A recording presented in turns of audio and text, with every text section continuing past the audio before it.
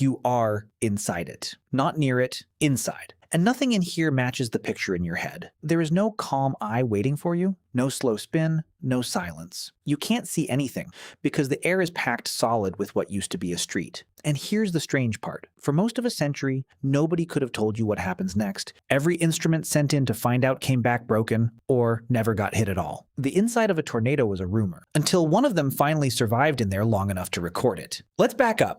Ask anyone to describe a tornado and you get the same answer. A funnel, spinning wind, something that lifts you up. That's the cartoon version. Here's the real one. A tornado crossing open grassland is almost harmless to a person. It's loud. It's terrifying. It will knock you off your feet.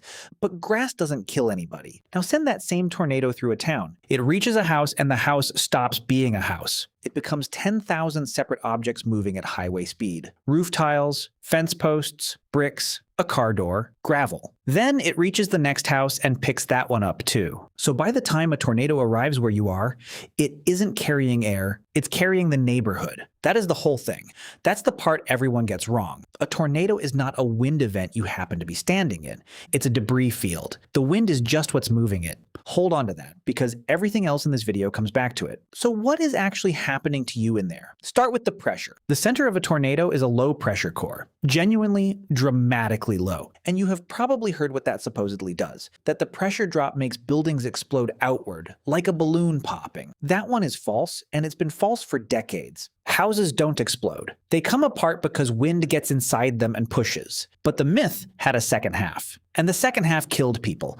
If you believe houses explode from pressure, the obvious fix is to open your windows and let it equalize. Generations of people were told to do exactly that. It does nothing. Your house isn't airtight, it leaks constantly. It equalizes on its own. All you've done is spend your last 30 seconds walking the outside walls of your home instead of getting to the middle of it. Now the air itself. Inside the core, the pressure drops so fast your ears can't keep up. People describe it as the worst ear pain of their lives. Some describe a smell, sharp, chemical, gassy. Others describe the sound stopping, a roar, and then a strange, wrong silence. Not because it's quiet, because you're inside the sound. And then there's the part nobody expects. If you go up, you don't shoot straight up like a rocket. Tornado winds mostly move sideways. You get pulled off your feet, thrown horizontally, and carried. You are not flying. You're being dragged through the air inside a crowd of moving objects.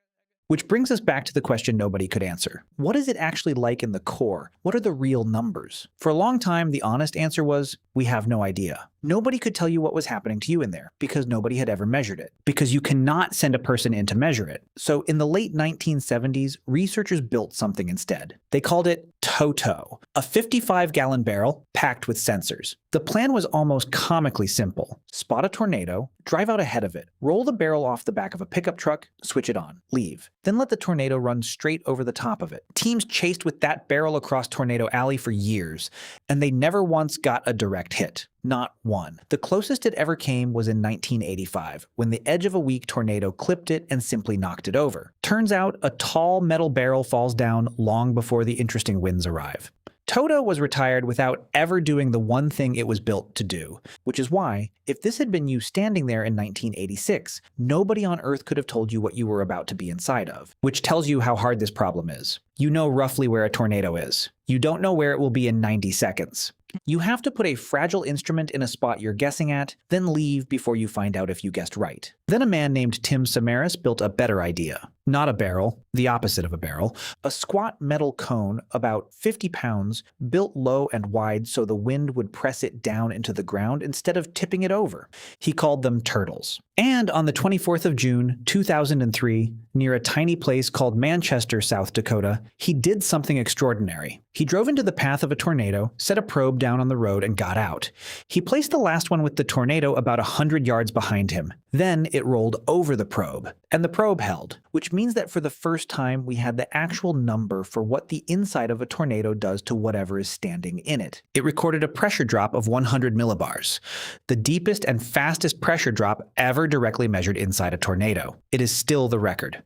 To give you a sense of what that means, that's roughly the pressure change you'd feel being lifted 3,000 feet into the air. Except it happened in a few seconds, at ground level, with you standing still. The town of Manchester was erased that day. Every structure in it, gone. And 10 years later, Samaras was killed by a tornado near El Reno, Oklahoma, along with his son and a colleague. The data he gathered is still shaping how we understand these storms. Now here's where it becomes about you, because once you know it's a debris field, the survival question changes completely. It stops being how strong is the wind and becomes what's between you and the things it's throwing. And this is the part where the popular advice goes badly wrong. Start with the worst one, the overpass. Somewhere in your head there's an image of people huddled under a bridge while a tornado passes over. It looks like shelter, concrete, steel, a roof. That image came from one piece of news footage in 1991, where a crew sheltered under a bridge and walked away. What the footage doesn't tell you: the tornado was weak, it didn't pass directly over them, that bridge happened to have a recessed pocket to climb into,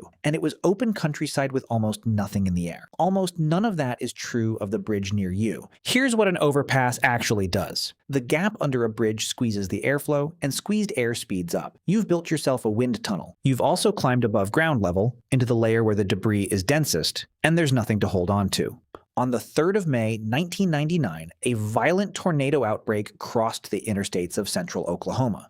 There were 3 locations where a highway overpass sat directly in a tornado's path. At all 3, someone died. The National Weather Service wrote the lesson in one line, and it's the same line this whole video has been building toward. It's not the wind that causes casualties, it's what's in the wind. Next, the car. Can you outrun a tornado? Sometimes, yes. In open country, on a grid of roads with a clear view and a known direction, driving away at right angles to its path is a real option. But you rarely get the best case. Tornadoes don't travel in tidy straight lines. They turn. They speed up. Some are wrapped in rain and you can't see them at all.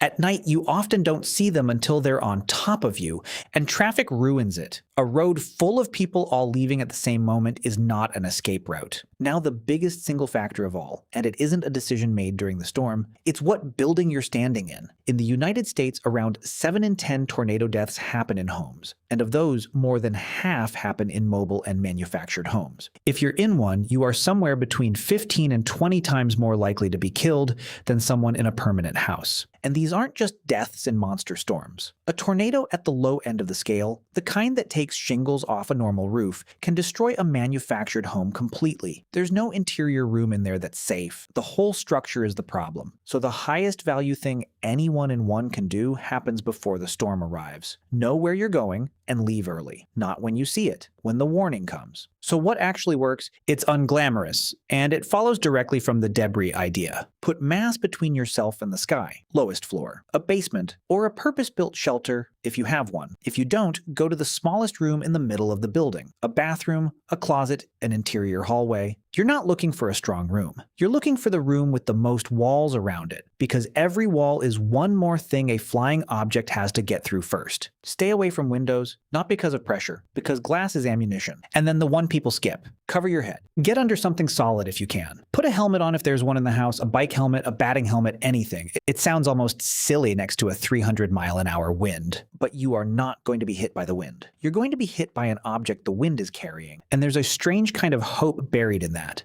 In March of 2006, a 19-year-old named Matt Suter was in a mobile home in Fordland, Missouri, standing on the sofa, wrestling with a window, when the tornado took the building apart around him. It picked him up and carried him 1,307 feet, roughly a quarter of a mile. He was unconscious for all of it. He woke up in a field with minor injuries. It is still the furthest anyone has been carried by a tornado and survived. He wasn't stronger than anyone else. He didn't do anything clever. What happened is that the specific handful of objects flying alongside him happened to miss. That's it. That's the whole difference.